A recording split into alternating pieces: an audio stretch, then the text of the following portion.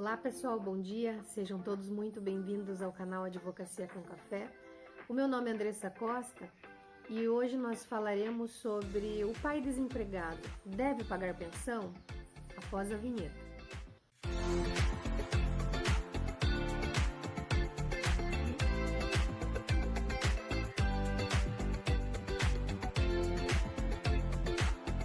Então pessoal, antes de darmos início ao vídeo, eu vou pedir para que vocês se inscrevam no canal, curtam o vídeo, comentem, compartilhem. Assim, toda segunda-feira, às 9 horas da manhã, vocês terão um tema jurídico e uma oração para vocês. Em relação ao assunto abordado hoje, o que nós trazemos para vocês como importante? Veja, o pai desempregado é obrigado a pagar pensão alimentícia? A resposta é sim. Por quê? Porque a pensão alimentícia é um direito do filho. Então, em caso de desemprego, ele também continua a sua manutenção diária com alimentação, com vestimentas, com o seu lazer. E assim como ele vive, o filho também tem que ter as condições para viver. Por isso, diante de uma ação cujo objetivo é fixar alimentos, nós temos já de forma liminar ali, quando ajuizamos em favor da mãe, por exemplo, a determinação de um magistrado já em relação ao percentual a ser descontado em caso de vínculo empregatício. Por isso, quando há vínculo empregatício, o entendimento já sedimentado é o desconto no percentual dos 30% em cima daquilo que o genitor recebe. Quando não há vínculo empregatício, em caso de desemprego, o percentual é estabelecido com base no salário mínimo nacional vigente. Então, essa mãe ou esse pai, diante do ajuizamento de uma medida com o objetivo de fixar alimentos, ele tem, de forma inicial, antes de analisar o mérito, ele já tem a seu favor uma liminar determinando o percentual a ser descontado em caso de vínculo empregatício do pai, ou também um percentual fixado em caso de desemprego. Por isso, o genitor que ficou desempregado deve se atentar para o percentual que está descrito na liminar já fixando alimentos, ou então, aguardando audiência de mediação. Em audiência, ele pode questionar esse percentual, seja por causa das condições que ele possui em relação a uma outra família, seja porque ele tem gastos fixos mensais que acabam tornando a sua vida um pouco mais difícil em relação àquele percentual fixado. Então, haverá toda uma instrução probatória nessa situação que vai ser determinante na hora do juiz fixar o percentual a ser descontado a título de alimentos em relação ao filho.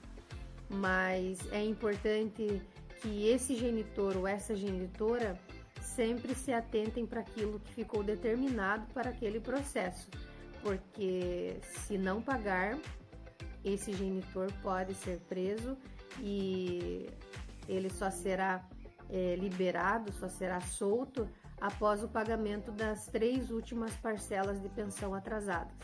Então, fique atento, é uma questão bastante debatida e muito importante. A gente vê que existem muitos pais que são coerentes em relação às necessidades dos filhos, porém alguns não tanto. Mas as crianças não podem perder a qualidade de vida em relação àquela dissolução conjugal ou em relação às condições que eles podem apresentar no curso da vida deles. Por isso, se é importante você questionar o fato de estar desempregado, mais importante ainda é analisar a necessidade do filho em decorrência dessa questão dos alimentos. Os alimentos precisam ser pagos e é direito do filho. Em relação a esse assunto, espero ter contribuído aqui com vocês e para não perdermos o nosso bom hábito, faremos a nossa leitura bíblica do dia. E a nossa leitura bíblica está no livro de João, capítulo 21, no versículo 15 em diante. Esses versículos tratam a respeito da restauração de Pedro e diz assim: depois de terem comido, Jesus perguntou a Simão Pedro: Simão, filho de João, você me ama? Então Pedro respondeu, sim, Senhor, tu sabes que amo. E Jesus lhe disse, então cuida dos meus cordeirinhos? E Jesus voltou a perguntar-lhe, Simão, filho de João, tu me amas? E Pedro disse, sim, Senhor, tu sabes que amo. E Jesus lhe disse, então pastorei as minhas ovelhas. E pela terceira vez, Jesus lhe perguntou, Simão, Pedro, tu me amas? E Pedro se entristeceu por lhe ter sido perguntado pela terceira vez, tu me amas? E respondeu-lhe, Senhor, tu sabes todas as coisas e sabes que eu te amo. Jesus lhe disse, então cuida das minhas ovelhas até aqui. Então, esse processo trata da restauração de Pedro, porque nesse momento onde Jesus questiona Pedro sobre o amor dele, é um momento posterior ao período que Pedro negou a Jesus.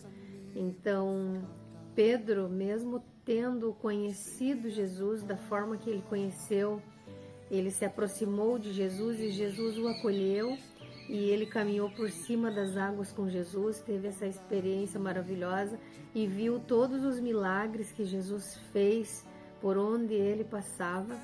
E mesmo assim, no momento em que Jesus foi crucificado, quando Pedro foi questionado, Pedro negou Jesus. Ficou com medo e se entristeceu, mas negou Jesus quando perguntaram a ele, você caminhava com ele, não caminhava? E ele disse, não, eu não conheço. Por isso se confirmou aquilo que Jesus disse a Pedro, antes que o galo cante, você me negará 3 vezes. E nesse momento onde Jesus questiona Pedro, você me ama? E Pedro diz, sim, o Senhor sabe que sim. A cada pergunta que Jesus fazia a Pedro, Jesus estava trabalhando na vida de Pedro, porque Pedro sabia o que fez e Jesus também sabia. Mas Jesus é maravilhoso e ele já havia perdoado Pedro, mas Pedro não queria dar continuidade naquilo que Deus entregou a ele, que seria o fato dele exercer a vocação que Deus deu a ele de ser pescador de almas. Então, quando Jesus foi crucificado, Pedro abriu mão do cajado e disse, não quero mais, não é para mim. Porém, Jesus estava trabalhando na vida de Pedro, dizendo, você me ama? E a cada pergunta que Jesus fazia, trabalhava no coração de Pedro. E a terceira vez que Jesus falou, Pedro, você me ama? E Pedro se entristeceu, porque ele disse, o Senhor sabe que sim. Mas ele chorou, ele ficou abatido, porque ele sabia o que ele havia feito.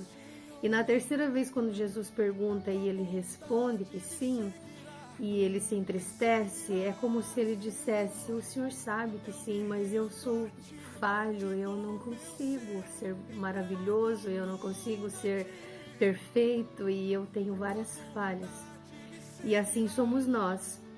Mesmo nós conhecendo Jesus, nós sabendo de tudo que Ele fez, porque Jesus é o mesmo ontem, hoje e será eternamente, Ele é maravilhoso, Ele é leal e nós não somos. Mas nós nos colocamos na presença dEle, choramos, pedimos perdão, pedimos o acalento, pedimos pela realização dos sonhos e Ele dá, Ele faz, porque é a promessa dEle em nós. E mesmo assim, durante o curso do processo, nós paramos, nós voltamos atrás, nós não conseguimos ser leais o tempo todo a Jesus. E nós entristecemos a Jesus. E assim, Jesus é conosco também. Ele diz, você me ama? Aqui nessa parte bíblica, Jesus perguntou a Pedro, você me ama? Mas aqui, hoje, é como se ele estivesse perguntando a nós, Andressa, você me ama? Você que está assistindo esse vídeo, você ama Jesus? Então, você sabe tudo que Jesus fez por nós, você conhece a história dele, mas você o ama? Então, até aqui, nós conseguimos ver o quanto Cristo é perfeito. Ao invés de julgar, Jesus trabalhou na vulnerabilidade de Pedro e trabalha em nós também. Por isso nós precisamos lutar para sermos melhor que ontem. E a cada dia precisamos evoluir um pouco mais, falar menos, fofocar menos e acreditar mais nas promessas de Deus para nós. Precisamos lembrar que sempre é sobre o que Cristo tem conosco. A promessa dele é viva. Se ele disse que vai fazer, ele vai fazer. E quando ele faz, nós ficamos felizes, nós choramos de alegria, nós o abraçamos quando oramos, mas nós nos esquecemos rápido dos milagres. Então, passou o tempo, você se esquece, você vira as costas e continua caminhando e nem tempo para Jesus, às vezes nós deixamos. Por isso é preciso que olhemos sempre para Cristo, é preciso mudar, é preciso ser leal àquilo que nós temos com Jesus, porque Ele é fiel para nós e nós precisamos ser fiéis para Ele também. Que assim seja na minha vida, que assim seja na sua vida, que Deus te abençoe e aonde você estiver, e se puder, curva a sua cabeça comigo e oremos. Senhor Jesus, mais uma vez aqui nós nos colocamos, Paizinho. Nós sabemos, Senhor, que estamos diante de um Deus fiel, um Deus conhecedor das nossas falhas, das nossas dificuldades. Nós sabemos, Pai, que nós não podemos todas as coisas, mas o Senhor pode. Restaura as nossas vidas, Jesus. Que possamos sempre lembrar dos milagres, porque às vezes nós comemoramos, nós te abraçamos, nós te agradecemos, mas passa uma semana, duas, nós esquecemos, Senhor. E voltamos a praticar coisas que te entristecem, coisas que não são agradáveis a Ti. Perdoa-nos, Senhor, e faz de nós pessoas dignas do Seu amor. Senhor, nós sabemos que não merecemos nada, mas é sobre a Tua graça, Senhor, é sobre o Teu favor. Porque nós, Senhor, não conseguimos caminhar sem o Teu amor, sem a Tua graça, sem o Teu perdão. Fica conosco, Senhor, em tudo. Abençoa os Teus filhinhos que acompanham esse vídeo em casa. Esteja com eles, Senhor. Eu não sei aonde dói, eu não sei, Senhor, aonde incomoda. Mas, Senhor, atende a oração, atende, Senhor, o clamor desse coração. Abençoa essa família, restaura, multiplica o pão, dá prosperidade. Visita, Senhor, os enfermos, trabalha, Senhor, na vida de muitos que almejam pela cura. Senhor Jesus, nós te agradecemos porque Tu és a nossa fonte de inspiração, Tu és a nossa fonte, Senhor, Tu és o nosso manancial para continuarmos caminhando. Jesus, que o Espírito Santo esteja conosco sempre, que Ele possa ser o nosso melhor amigo, que Ele possa ser o condutor desse barco, porque nós não podemos, nós não temos nada. Nós precisamos da Tua orientação para prosseguir nesse mundo, Jesus, porque o mundo só piora, mas nós precisamos melhorar. E para melhorar é somente olhando para Ti, Jesus. Eu te agradeço, Senhor, no Teu nome santo, Jesus. Fica conosco no decorrer desse dia, no decorrer dessa semana. Abençoa os inscritos no canal, abençoa, Jesus, todos aqueles que estão assistindo esse vídeo. Capacita, abençoa, transforma a vida, vira a chave e que todos possamos glorificar o Teu nome cada dia mais através dos testemunhos que nós vivenciamos e ainda vamos ver. Obrigada, Jesus, por tudo. Em Teu nome, amém. Obrigada por você ficar conosco até o final do vídeo. Que Jesus esteja sempre conosco. Um beijo e até segunda no Advocacia com Café.